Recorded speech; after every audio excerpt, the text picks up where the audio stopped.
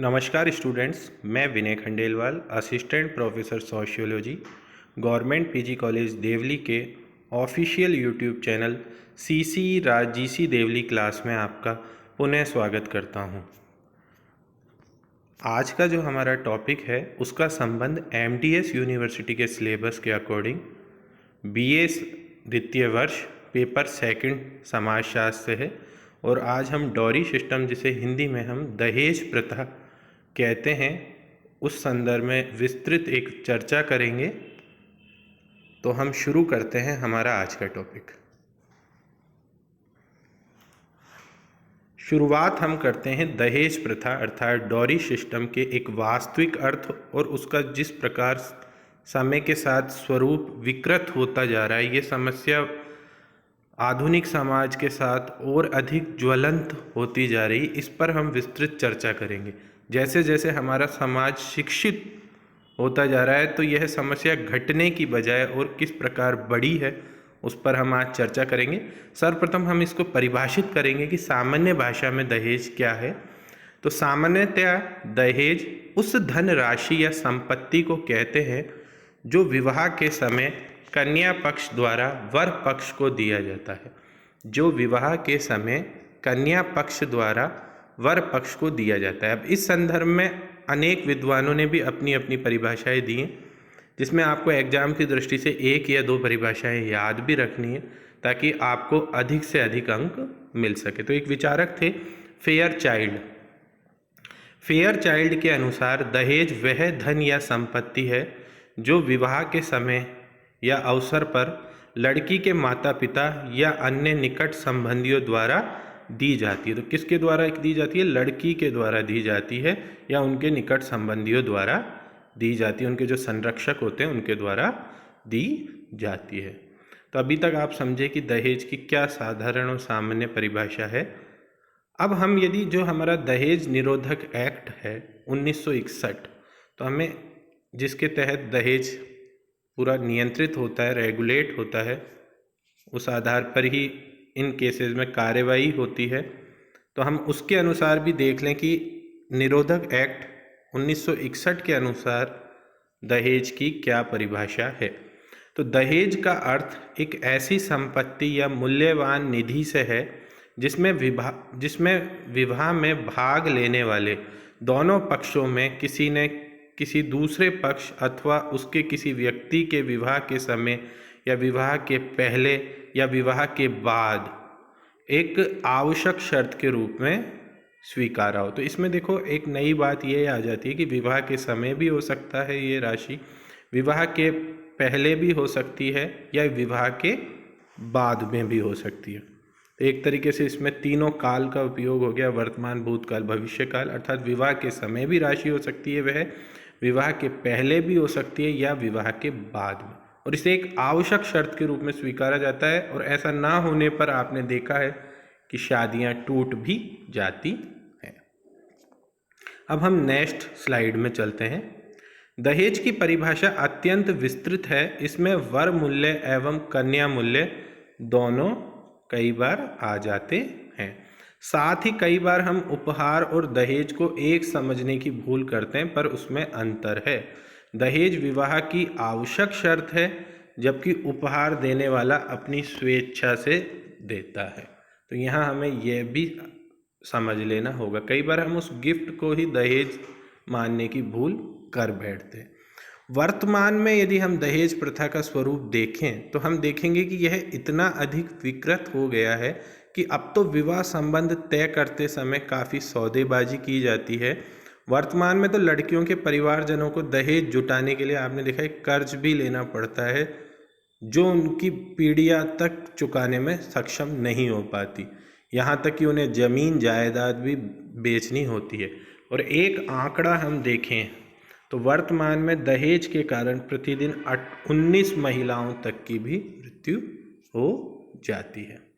अब हम यदि दहेज के कारण या उसके मोटिवेशन फैक्टर देखें कि क्या मोटिवेटर्स काम करते हैं डोरी के पीछे, तो हम उसकी चर्चा करते हैं। तो शुरुआत हम करते हैं जीवन साथी चुनने का सीमित क्षेत्र। कई बार दहेज की वजह यह भी हो जाती है कि हमारे सामने जो एरिया होता है लाइफ पार्टनर चुनने का, वो बहुत लिमिटेड होता है। यदि अनलिमिटेड हो तो शायद कोई भी व्यक्ति किसी से भी विवाह कर ले तो ऐसी विकृतियां उत्पन्न ही ना हो। पर यदि चुनने का सीमित क्षेत्र अधिक होगा तो डिमांड वर पक्ष द्वारा अधिक हो सकती है। तो जीवन साथी चुनने का सीमित क्षेत्र भी एक दहेज का एक मोटा कारण या बड़ा कारण हम मान सकते हैं। दूसरा, बाल विवाह। कई बार बच्चों का विवाह बहुत कम समय में कर लिया जाता है। हो सकता है बच्चा वो बड़ा होकर दहेज जैसी कुप्रथा का विरोध करे, पर माँ बाप यदि चाहते हैं और बचपन में ही उसका विवाह कम उम्र में कर दिया जाए, उसमें उतनी समझ ही नहीं है, उसका उतना विवेक ही नहीं है, तो ना चाहते हुए भी दहेज जैसी कुप्रथा संचालित रहती है। तीसरा, हमारे भारतवर्ष में विवाह को बहुत अनिवार्य मान लिया गया कि भी विवाह के बिना तो जीवन व्यक्ति का निरर्थक है। इसका अर्थ चाहे स्त्री हो या पुरुष हो, उसके लिए विवाह अनिवार्य चीज़ है। अब जो चीज़ अनिवार्य हो जाएगी तो कहीं ना कहीं वो दहेज उसमें प्रेरक तत्व आ ही जाएगा।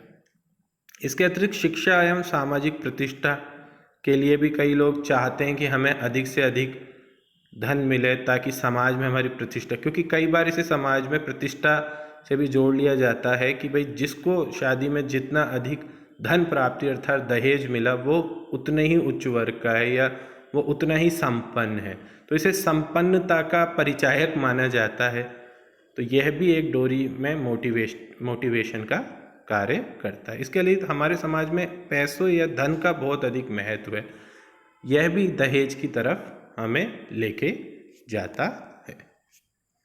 इसके अतिरिक्त हमारे देश में काले धन अर्थात ब्लैक मनी में काफ़ी वृद्धि हो गई है, यह भी दहेज के उत्प्रेरक का निश्चित रूप से कार्य करता है। हमारी महंगी शिक्षा होती है, तो महंगी शिक्षा किस प्रकार कि मान लो वर पक्ष को लगता है कि हमने तो हमारे बच्चे को बहुत विदेश से MBA कराया है या फिर बहुत अधिक उसका पैसा खर्चा हुआ है उसकी पढ़ाई में, MBBS डिग्री में या और भी किसी चीज़ में, तो उनको लगता है कि उनके पास शादी एक मौका है उस पैसे को वसूलने का।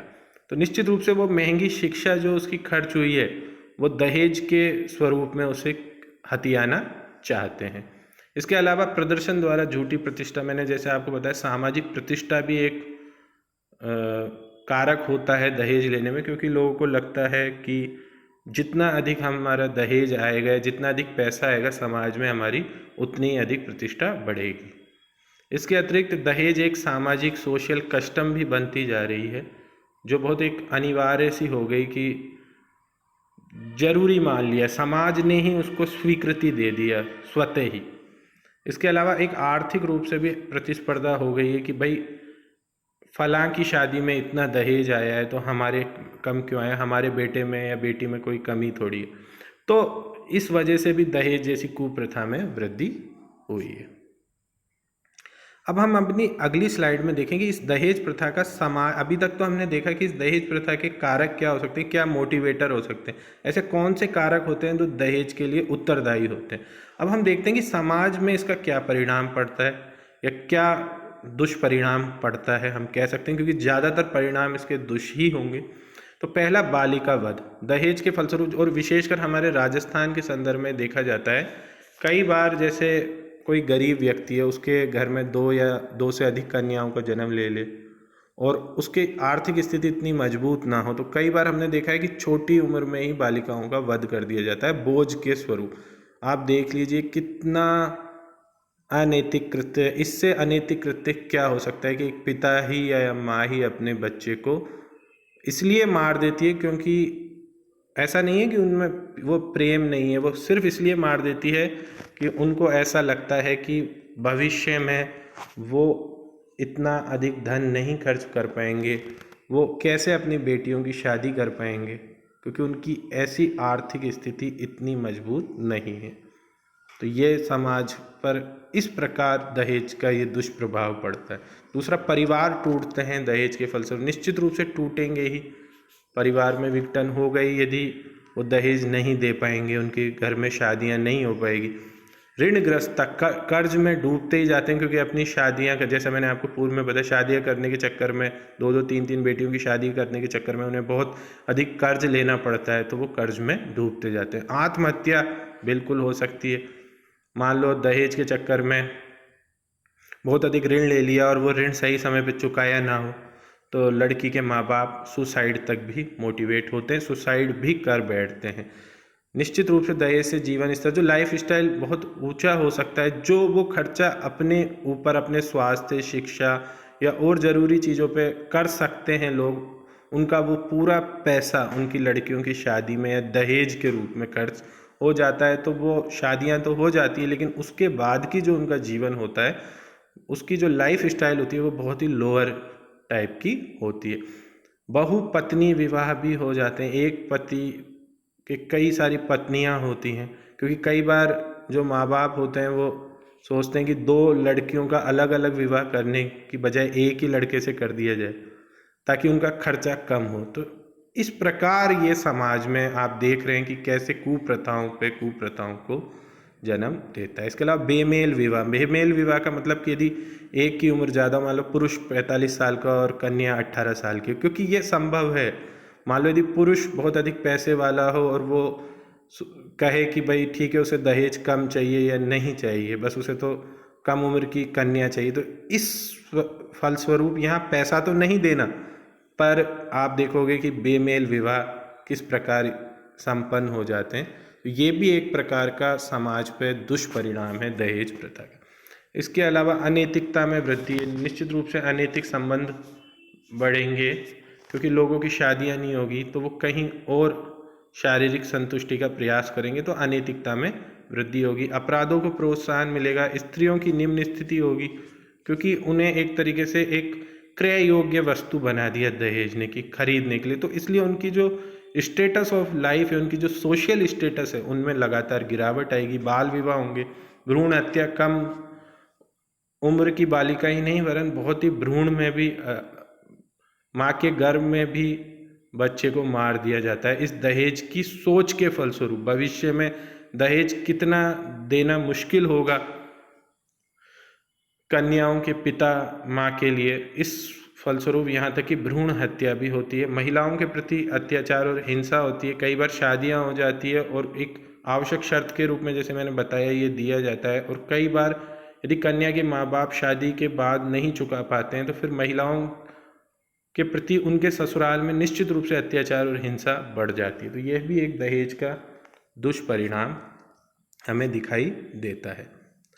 अभी तक हमने बात की कि दहेज के क्या प्रेरक तत्व होते हैं, दहेज के क्या परिणाम होते हैं। अब एक आश्चर्यजनक लेकिन वर्तमान समाज के हिसाब से एक सत्य तथ्य की ओर आपको लेके जा रहा हूँ कि जो लोग दहेज देते हैं या लेते हैं, तो दहेज के पक्ष में कुछ वो लॉजिक भी देते हैं कि ये जरूरी है, कि इससे स्त्री शिक्षा में बढ़ोतरी की संभावना होती है।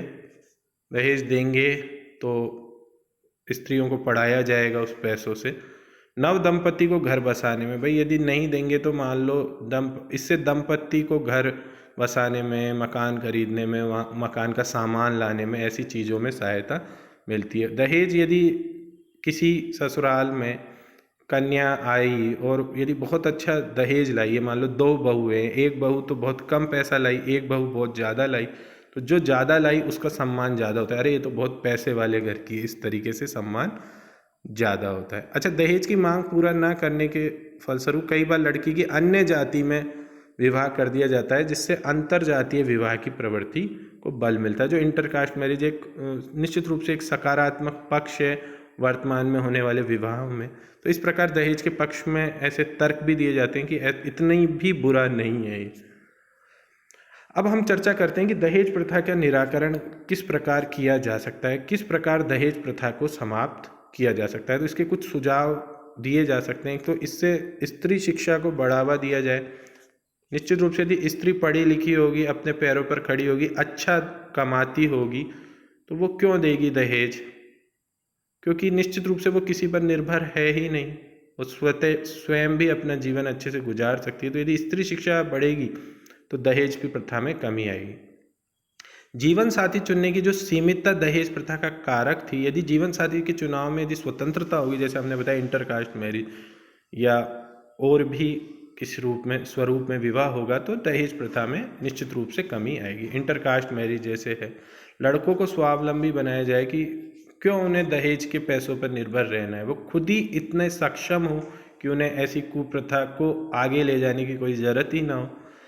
इस पर एक अच्छी पोलिंग कराई जा सकती है, स्वस्थ जनमत हो सकता है कि क्या इसे चलाया जाए या बंद किया जाए। युवा इनमें आंदोलन कर सकते हैं कि क्यों दहेज, क्या हम इतने सक्षम नहीं हैं कि हम जिससे विवाह कर रहे हैं उनको अच्छा जीवन दे सकें। इसके अलावा दहेज विरोधी कानून 1961 और संशोधन, जो आपको पता ही है, ये तो कानून ही बना हुआ है जो दंड की व्यवस्था करता है दहेज लेने देने वालों के लिए।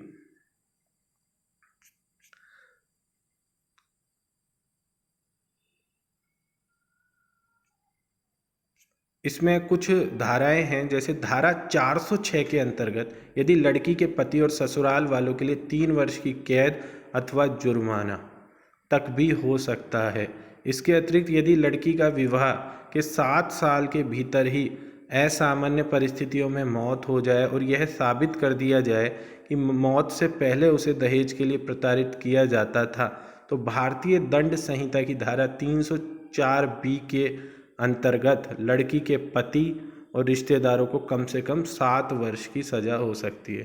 तो कहीं 3 वर्ष की, कहीं 7 वर्ष की। तो निश्चित रूप से जो दहेज विरोधक कानून है 1961 और संशोधन एक्ट, उसमें दहेज लेने और देने वालों के लिए काफ़ी कठोर प्रावधान है, जिसमें भविष्य में देखा जाए तो इसमें अभी भी काफ़ी संशोधन की आवश्यकता है और काफ़ी अवेयरनेस की भी ज़रूरत है, तभी इस कुप्रथा का निवारण किया जा सकता है।